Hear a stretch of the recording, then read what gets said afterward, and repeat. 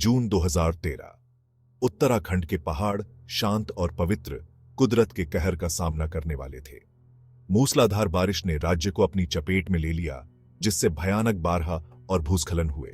नदियां उफान पर आ गईं, अपने किनारों को तोड़कर बह गईं और अपने रास्ते में आने वाले घरों, इमारतों और हर चीज को बहा ले गईं। जो कभी हरे भरे जंगल और घाटियां थीं, वे मलबे और विनाश के समुद्र में बदल गईं। प्रकृति का कहर अचानक आया, जिससे राज्य सदमे में आ गया और हजारों लोग फंस गए। तीर्थयात्री जो पवित्र मंदिरों के दर्शन के लिए आए थे, खुद को प्रकृति के कहर के बीच फंसा पाया। पहाड़ों के साथ तालमेल बिठाकर रहने के आदि स्थानीय समुदायों ने इतने बड़े पैमाने पर विनाश कभी नहीं देखा था। आसमान से पानी गिर रहा था और बादल गुस्से में गरज रहे थे। ऐसा लग रहा था जैसे स्वर्ग खुल गया हो। इस आपदा के पैमाने ने पूरे देश और दुनिया को हिलाकर रख दिया। जैसे जैसे तबाही की खबर फैली, यह स्पष्ट हो गया कि उत्तराखंड ने प्रकृति के प्रकोप का खामियाजा भुगता है। यह त्रासदी मानव जीवन और पर्यावरण के बीच नाजुक संतुलन की एक कड़ी याद दिलाती है। यह सब 15 जून 2013 को शुरू हुआ, जब उत्तराखंड में असामान्य रूप से भारी वर्षा हुई, जो एक सामान्य मानसून से कहीं बढ़कर थी। यह असाधारण बारिश तबाही का मुख्य कारण थी। जैसे जैसे बारिश बेरोक-टोक जारी रही, गंगा और यमुना जैसी पवित्र नदियों सहित राज्य की नदियां खतरनाक स्तर तक पहुंच गईं। भारी वर्षा ने व्यापक भूस्खलन शुरू कर दिया, जिससे पहाड़ी ढलानों पर अस्थिर मिट्टी और चट्टानें गिर गईं। कस्बों और गांवों के रास्ते अवरुद्ध हो गए और इमारतें मलबे में बदल गईं। खड़ी पहाड़ियों पर अनियोजित निर्माण और डिफोरेस्टेशन ने आपदा को और बढ़ा दिया, क्योंकि प्रकृति के प्रकोप का सामना करने के लिए प्राकृतिक बाधाएं बहुत कम थीं। यह घटना इस बात की एक दुखद याद दिलाती है कि कैसे मानवीय गतिविधियां प्राकृतिक आपदाओं के प्रभावों को बढ़ा सकती हैं। जलवायु परिवर्तन, डिफोरेस्टेशन और अनियंत्रित विकास ने इस त्रासदी में भूमिका निभाई। इस बारे में सवाल उठाते हुए कि हम अपने पर्यावरण के साथ कैसे बातचीत करते हैं। जैसे ही बाढ़ का पानी कम हुआ, उत्तराखंड आपदा की असली भयावहता सामने आई। हजारों लोग मारे गए और हजारों लोग लापता हो गए, जो प्रकृति के प्रकोप से बह गए। केदारनाथ, बद्रीनाथ और गंगोत्री जैसे पवित्र तीर्थ स्थल गंभीर रूप से प्रभावित हुए। कई तीर्थयात्री फंस गए और कई लोगों की जान चली गई। आपदा ने राज्य के बुनियादी ढांचे को तबाह कर दिया। सड़कों, पुलों और इमारतों को काफी नुकसान हुआ, जिससे कई क्षेत्रों में संपर्क और पहुंच टूट गई।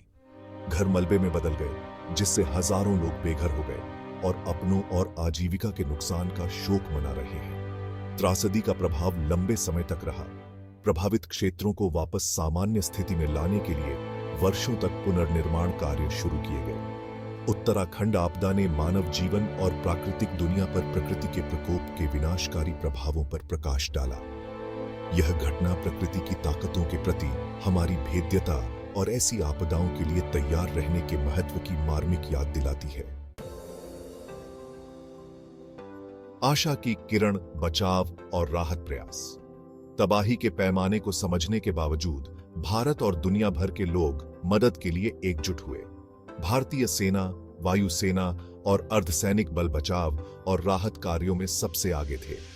चुनौतीपूर्ण परिस्थितियों और प्रतिकूल मौसम का सामना करते हुए इन बहादुर व्यक्तियों ने अथक प्रयास किया, फंसे हुए लोगों को निकाला और उन्हें सुरक्षा प्रदान की। स्थानीय समुदायों ने भी प्रतिक्रिया प्रयासों में महत्वपूर्ण भूमिका निभाई। प्रभावितों को भोजन, आश्रय और सहायता प्रदान की। स्वयंसेवक दूर दूर से आए, अपनी विशेषज्ञता और संसाधनों की पेशकश की, ताकि राहत प्रयासों में योगदान दिया जा सके। मानवीय भावना और एकता की कहानियां हर जगह फैल गईं, जो त्रासदी के अंधेरे समय में आशा और लचीलापन प्रदान करती हैं।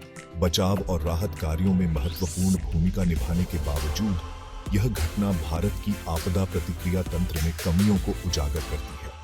इसने बेहतर तैयारी, बेहतर पूर्व चेतावनी प्रणाली और ऐसी घटनाओं का जवाब देने के लिए अधिक मजबूत बुनियादी ढांचे की आवश्यकता पर प्रकाश डाला। भविष्य के लिए सबक, आपदा प्रबंधन और सतत विकास।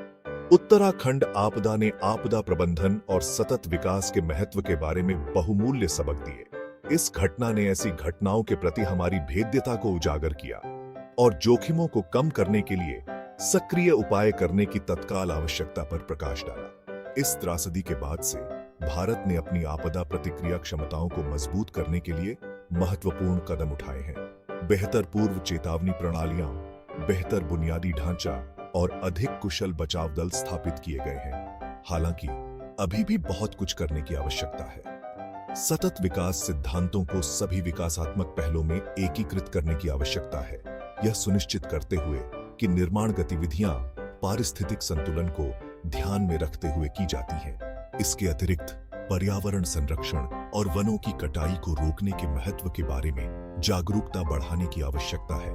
वनों और प्राकृतिक आवासों के संरक्षण से प्राकृतिक आपदाओं को कम करने और एक स्थायी भविष्य सुनिश्चित करने में मदद मिल सकती है। पहाड़ों की पुकार, एक सतर्क कहानी। 2013 की उत्तराखंड आपदा एक भयावह त्रासदी थी जिसने न केवल राज्य बल्कि पूरे देश को गहराई से प्रभावित किया। इसने प्रकृति की शक्ति, मानव जीवन की नाजुकता और सतत विकास के महत्व के बारे में बहुमूल्य सबक दिए। जैसे जैसे हम भविष्य की ओर देखते हैं, हमें उन सबक को याद रखना चाहिए जो हमने कठिन तरीके से सीखे हैं। हमें अपनी आपदा प्रबंधन क्षमताओं में निवेश करना जारी रखना चाहिए, पर्यावरण संरक्षण को प्राथमिकता देनी चाहिए और सतत विकास सिद्धांतों को अपनाना चाहिए।